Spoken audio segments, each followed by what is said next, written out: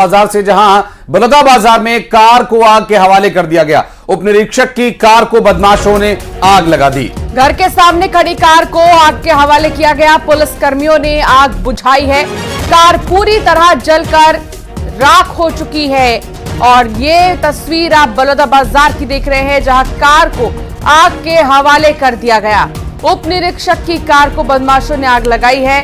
घर के ठीक सामने ही ये खड़ी थी, बावजूद इसके बदमाशों के हौसले किस कदर बुलंद है आप देख सकते हैं। घर के सामने ही खड़ी कार को आग के हवाले कर दिया। पुलिस कर्मियों ने मिलकर आग बुझाई है। कार पूरी तरह से जलकर राख हो चुकी है।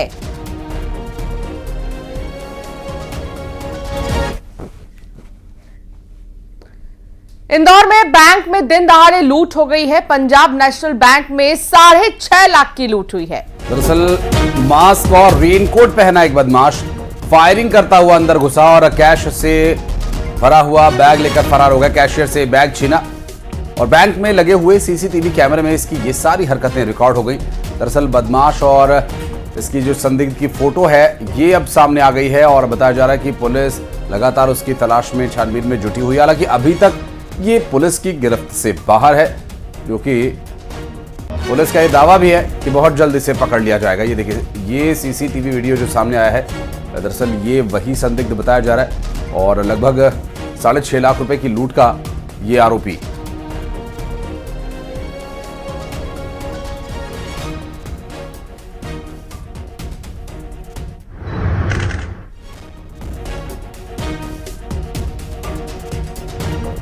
मिथिलेश गुप्ता संवाददाता साथ जुड़ गए हैं। मिथिलेश, क्या जानकारी मिल रही है? लूट के आरोपी को लेकर कोई सुराग, कोई जानकारी मिल पाई अब तक?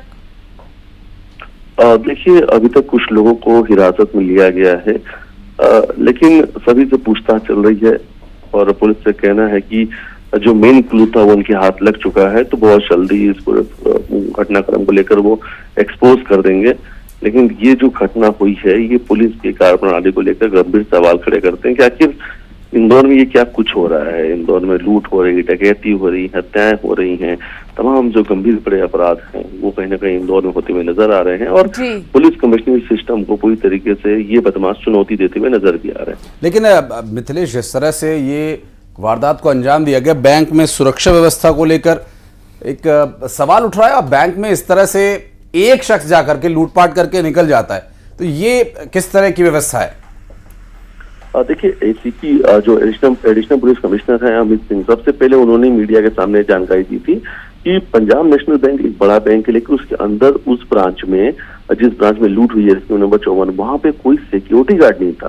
और सिक्योरिटी गार्ड अगर बैंक के अंदर नहीं है, ये उस जहां का बैंक है जहां पर सबसे ज्यादा पैसों का ट्रांजैक्शन होता है, भीड़ भाड़ वाली जगह पर है, वहां पे बंगले भी हैं, सरकारी वो माफ कीजिएगा IT कंपनी भी है, आसपास बड़े रेस्टोरेंट है, होटल है, तमाम है, तो वहां पे मूवमेंट हमेशा लोगों का रहता है। और शायद इसी बात का फायदा उठाया भी डकैत ने, क्योंकि उसे पता था कि यहाँ पर सुरक्षा है, इसके कोई इंतजाम नहीं है। देखिए, बैंक के अंदर जिस तरीके से वो एक बंदूक लेकर गया, वो एक बड़ी राइफल, ऐसा नहीं कि कोई छोटा, तो कोई पिस्टल था, कट्टा था या कोई छोटी बंदूक थी वो छुपा के ले जाए, वो अपने साथ में बड़ी राइफल बंदूक जो है वो लेकर गया था। उसे रोकने टोकने वाला भी कोई नहीं था, जबकि बैंक के अंदर इस तरीके के कोई भी आप लाइसेंसी हथियार भी लेकर अंदर नहीं जा सकते, और लेके जाएंगे तो बकायदा उसके लाइसेंस जो है वो चेक किया जाता है। सिक्योरिटी गार्ड के पास वो चीजें रहती हैं, उसके अलग अलग नियम है, लेकिन वो अंदर लेके जाता है, रेनकोट पहना हुआ है। बड़ी चुनौती यहाँ पर अभी उसे पकड़ने की रहेगी पुलिस प्रशासन के सामने। मिथिलेश, आप नजर बनाए रखिएगा, पुलिस से क्या अपडेट आगे मिलता है इस पर और डिटेल्स लेंगे आपसे। बहुत शुक्रिया फिलहाल।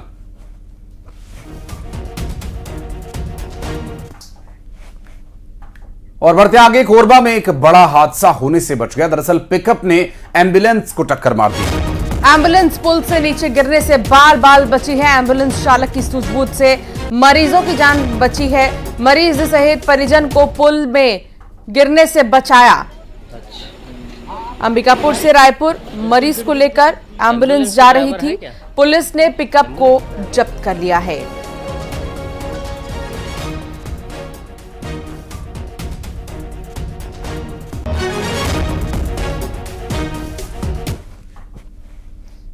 मंडला में गुस्साई भीड़ ने ट्रक फूंक दिया है। ट्रक की टक्कर से महिला की मौत हुई थी, जिसके बाद वहां पर लोग गुस्से में थे, आक्रोश में थे।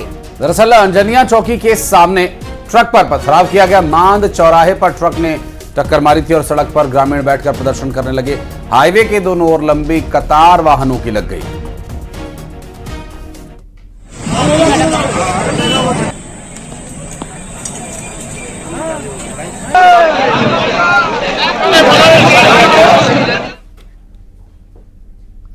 दतिया में शराब पीने के बाद दोस्तों में विवाद हो गया। नशे में दोस्त ने दोस्त पर फायर कर दिया। दरअसल गर्दन में गोली लगने से वो घायल हो गया और आरोपी फरार हो गया। घायल युवक जिला अस्पताल में भर्ती कराया गया है। कोतवाली पुलिस पूरे मामले की जांच में जुटी हुई है।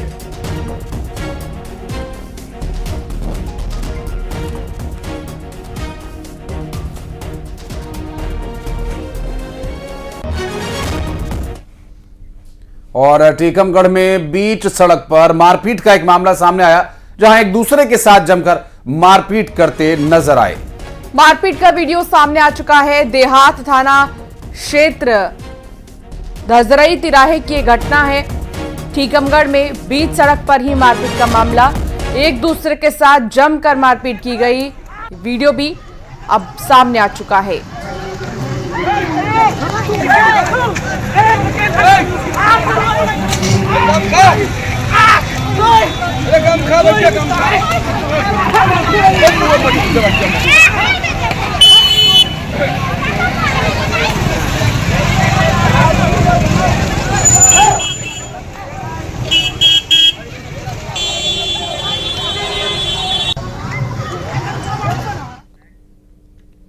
और जशपुर में पुलिस ने साइबर फ्रॉड के मामले में बड़ी कार्रवाई करते हुए 4 अंतर्राज्यीय आरोपियों को झारखंड के जामताड़ा से गिरफ्तार किया।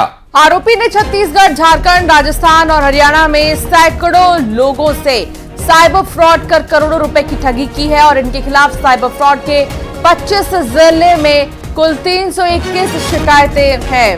छत्तीसगढ़ के अलग अलग थानों में ये शिकायतें दर्ज हैं। जशपुर में पुलिस ने साइबर फ्रॉड के मामले में बड़ी कार्रवाई की है और 4 अंतर्राज्यीय आरोपियों को झारखंड के जामताड़ा से गिरफ्तार किया है। हालांकि इस पर एक सीरीज भी बाकायदा बन चुकी है। बावजूद इसके जितने भी साइबर फ्रॉड के केसेस है वो थमने का नाम नहीं ले रहे और लगातार ऐसे केसेस सामने आ रही हैं। आरोपी ने छत्तीसगढ़, झारखंड, राजस्थान और हरियाणा में सैकड़ों लोगों से साइबर फ्रॉड कर करोड़ों रुपए की ठगी की है। प्रार्थिया को इन लोगों ने साइबर ठगी किया था और स्पीड पोस्ट से सामान मंगाने के नाम पर उनका नंबर लेकर कहीं से और एक लिंक भेजा और उस लिंक को जैसे उसने ओपन किया उसके साथ 49,000 रुपये की ठगी हो गई थी। और इनके खिलाफ में 419, 420, 467, 68, 471 और IT एक्ट की विभिन्न धाराओं में इनके खिलाफ मामला पंजीबद्ध किया गया था। हम लोगों ने केस की समीक्षा के दौरान जब इस केस को देखा तो जामताड़ा में हमारी टीम गई, वहाँ से प्रोडक्शन वारंट पे इन चारों आरोपियों को पकड़ के लाया गया। और जब हमने पुलिस हेडक्वार्टर के हमारे जो साइबर सेल है वहाँ से पता किया तो पूरे प्रदेश में इनके खिलाफ 321 शिकायतें हैं, जिसमें कई में FIR दर्ज है और इन्हें न्यायिक रिमांड पर भेजा गया है।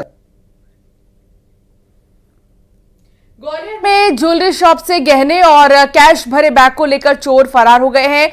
चोरी की यह घटना CCTV में कैद हो गई है। दरअसल व्यापारी बाइक की चाबी खोज रहा था। गहने और कैश से भरा हुआ बैग उसने काउंटर पर रख दिया और इस बीच दुकान पर एक शख्स पहुंचा और किसी को आसपास न देख उसने बैग उठाया और फरार हो गया। दरअसल पिंटो पार्क के अमन ज्वेलर्स में चोरी की ये वारदात अंजाम दी गई। बैग में करीब 25 ग्राम सोना, चांदी और 1 लाख रुपया लगभग कैश मौजूद था। और ये देखिए इस तेजी के साथ एक शख्स आया, बैग उठाया और उसी बिजली की फुर्ती के साथ वापस लौटकर चला गया। और आपको तस्वीरें जो दिखा रहे हैं हम, ये CCTV वीडियो कैमरे में रिकॉर्ड हुआ है। हालांकि शख्स की जो शक्ल है वो इसमें पूरी तरह से दिखाई दे रही है और अब देखना होगा कि ग्वालियर पुलिस किस तरह से और कब तक इस आरोपी को पकड़ पाती है।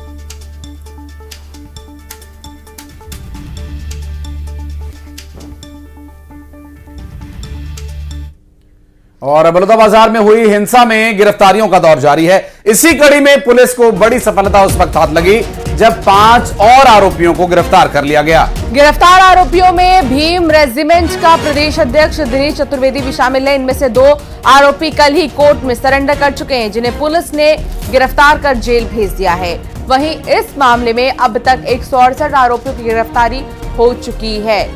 बलौदाबाजार में हुई हिंसा में गिरफ्तारियों का दौर चल रहा है और इसी कड़ी में पुलिस को बड़ी सफलता हाथ लगी है। 5 और आरोपियों को गिरफ्तार किया गया है। गिरफ्तार आरोपियों में एक भीम रेजिमेंट का प्रदेश अध्यक्ष दिनेश चतुर्वेदी भी शामिल है। हालांकि इस पूरे नेटवर्क के बारे में जो जानकारी अब पूछताछ के बाद ही मिल पाएगी। इनमें से 2 आरोपी कल ही कोर्ट में सरेंडर भी कर चुके हैं, जिन्हें पुलिस ने गिरफ्तार कर जेल भेज दिया है।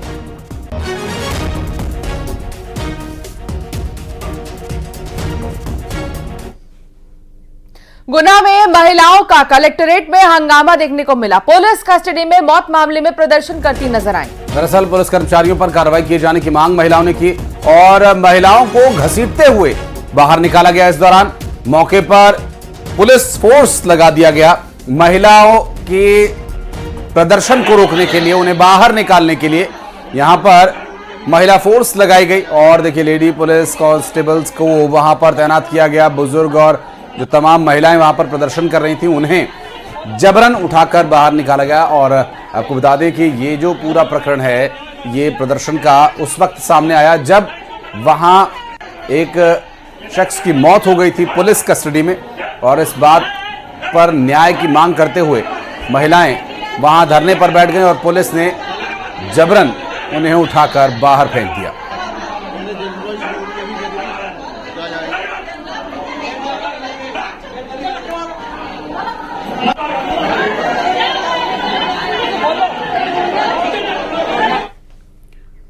और खबर बिलासपुर से, जहां गहने की दुकान पर चोरों ने धावा बोल दिया और शटर तोड़कर ज्वेलरी चोरी कर ली। 40 लाख की ज्वेलरी पर हाथ साफ किया है। दुकानदार के पहुंचने पर पथराव भी किया। मामला दर्ज कर लिया गया है। जांच में पुलिस जुटी हुई है। ज्वेलरी की दुकान में चोरी की घटना बिलासपुर से खबर है। गहने की दुकान में चोरों ने धावा बोला और 40 लाख की ज्वेलरी चोरी कर ले गए। दुकानदार के पहुंचने पर पथराव किया और साथ ही अब मामला दर्ज कर लिया गया है। जांच में पुलिस जुटी हुई है।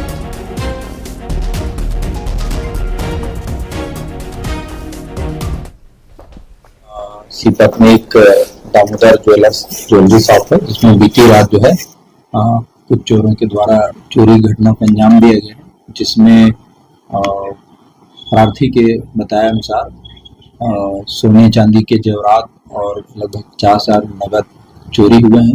और इसमें जो है पुलिस की डॉग स्क्वाड की टीम, फोरेंसिक टीम सभी पहुंची थी और उसमें बारीकी से जांच कर रहे हैं। इसमें अपराध दर्ज कर लिया गया है और आगे कार्रवाई की जा रही है। छत्तीसगढ़ में अब गौ तस्करी, गौ हत्या और गौमांस बिक्री जैसे मामलों पर सख्त कार्रवाई की जाएगी। और इसे लेकर राज्य सरकार ने गाइडलाइंस जारी की हैं। डिप्टी सीएम और गृह मंत्री विजय शर्मा ने बताया कि अब गौ हत्या करने और गौमांस रखने वालों पर सख्त कार्रवाई की जाएगी। उन्हें जेल भी जाना पड़ेगा, साथ ही 50,000 रुपए का जुर्माना भी लगाया जाएगा। गौवंश के परिवहन के लिए अधिकारियों से लाइसेंस लेना होगा। वाहन पर एक फ्लेक्सेस लगाना होगा कि पशुओं का परिवहन किया जा रहा है। छत्तीसगढ़ समेत पूरे देश में गौ तस्करी का मुद्दा लगातार उठता रहा। छत्तीसगढ़ सरकार ने उसमें बड़ा फैसला लिया है। क्या है वो नियम और किन नियमों में संशोधन हुआ है, उसको लेकर सीधे डिप्टी सीएम विजय शर्मा से हम चर्चा करेंगे। गौ तस्करी को लेकर सरकार ने बड़ा फैसला लिया है, क्या वो नियम कड़ाई से पालन होगा? जी, ये कृषक पशु परिरक्षण अधिनियम के अंतर्गत जो नियम बने हैं उनके इम्प्लीमेंटेशन का पार्ट है। यहाँ पर अब ये होगा कि अगर अवैध परिवहन करते हुए कोई पकड़ा जाता है तो उसको 7 साल की सजा, 50,000 रुपया जुर्माना, बर्डन ऑफ प्रूफ वो उसी के ऊपर होगा, जो अपराधी है या जो अभियुक्त है उसके ऊपर ही होगा। गाड़ी अगर अवैध परिवहन में पकड़ी जाती है तो गाड़ी तो राजसात होगी और गाड़ी मालिक के ऊपर भी कार्यवाही होगा, ये भी निर्धारित हुआ है। साथ ही साथ अब जब गाड़ी है जो परिवहन करते हुए ले जा रही है तो उसको एक अधिकारी, जो उचित अधिकारी है, उसकी अनुज्ञा पत्र उसके पास होनी चाहिए और अगर ऐसी नहीं है, अवैध माना जाएगा। गाड़ी में एक फ्लैक्स एक बैनर ऐसा इंडिकेटर अलग से लगा होना चाहिए, इसकी भी बात कही गई है। इसको भी इम्प्लीमेंट किया जाएगा और इन सारी बातें इम्प्लीमेंट हो नीचे जिले लेवल पर, उसके लिए पुलिस के एक राजपत्रित अधिकारी स्तर के अधिकारी को जिला में इस विषय के लिए नोडल अधिकारी नियुक्त किया जा रहा है। तो वो नोडल अधिकारी के पते और उनका पूरा डिटेल सभी जगह, सभी सार्वजनिक स्थानों में डिस्ट्रीब्यूट किया। और मुख्यमंत्री विष्णुदेव साय आज दिल्ली के दौरे पर रहेंगे। रायपुर में दिल्ली के लिए रायपुर से वे रवाना होंगे। दरअसल इस दौरान डिप्टी सीएम अरुण साव और विजय शर्मा भी दिल्ली जाएंगे। दोनों डिप्टी सीएम रात की फ्लाइट से दिल्ली पहुंचेंगे और वित्त मंत्री ओपी चौधरी भी दिल्ली के दौरे पर रहेंगे। तो कई दिग्गज और कई नेता दिल्ली के दौरे पर रहेंगे। मुख्यमंत्री विष्णुदेव साय आज दिल्ली दौरे पर रहेंगे, तो वहीं दोनों ही डिप्टी सीएम अरुण साव और विजय शर्मा भी दिल्ली जाएंगे। इसके अलावा ओपी चौधरी भी जाएंगे दिल्ली। बता दें कि 23 जुलाई को बजट जो है वो पेश किया जाना है, लेकिन उससे पहले छत्तीसगढ़ के इन मंत्रियों का दिल्ली की ओर रुख करना एक महत्वपूर्ण चर्चा की ओर इशारा करता है। और अरुण साव, विजय शर्मा भी, क्योंकि दोनों ही डिप्टी सीएम दिल्ली जाएंगे, तो इसलिए भी ये बहुत ही ज्यादा खास है।